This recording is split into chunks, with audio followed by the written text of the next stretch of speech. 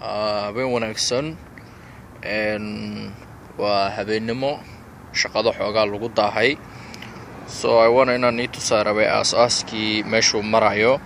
horta markii ugu horeyso dhulka waa la shubay waa arkaysiin labadii albaab waaweynaa garaashka dhinacaas waa ka baxayo oo gaariga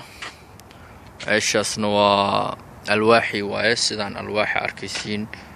oo la toosiyay la isku dhajiyay usmaaro lagu dhajiyay asaan naqday alwaaxi markii saas loo dheereeyo arkaysiin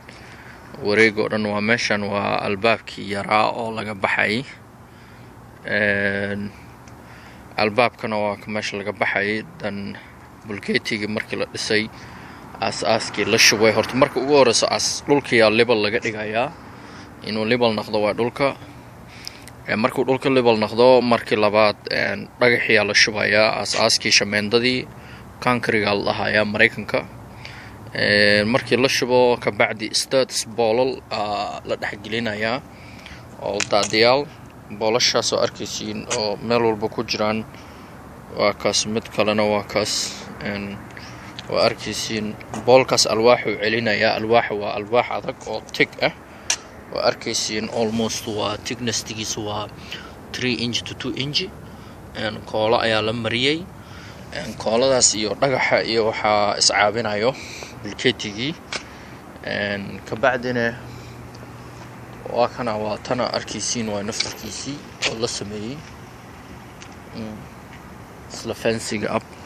albaabkii waa kaas alwaaxa sida loo sameeyay waa arkaysiin soo meel qaar laba alwaaxa la saara double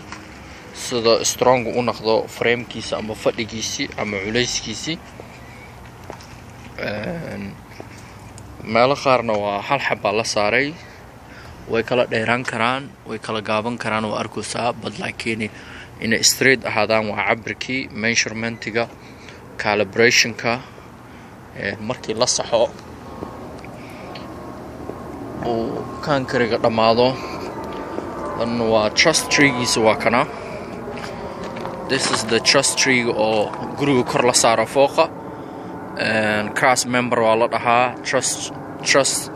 holding waa guriga waa arkaysiin haddaan xoogaa ka fogaado dherarkiisii xaluhu yahay so waa koraa la saarayaa waa lagu qabanayaa usmaara lagu celinayaa biro dan waa kabacdi waa good to go maxaa la dhahaa laam safiitadiisa ama laamyeerigiisa la saarayaa kabacdi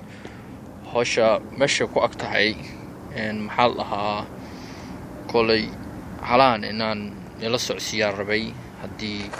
qof dhisma raba inuu wax dhisto guri ama wax meel soo xaaladiisa u ogaado oo la socdo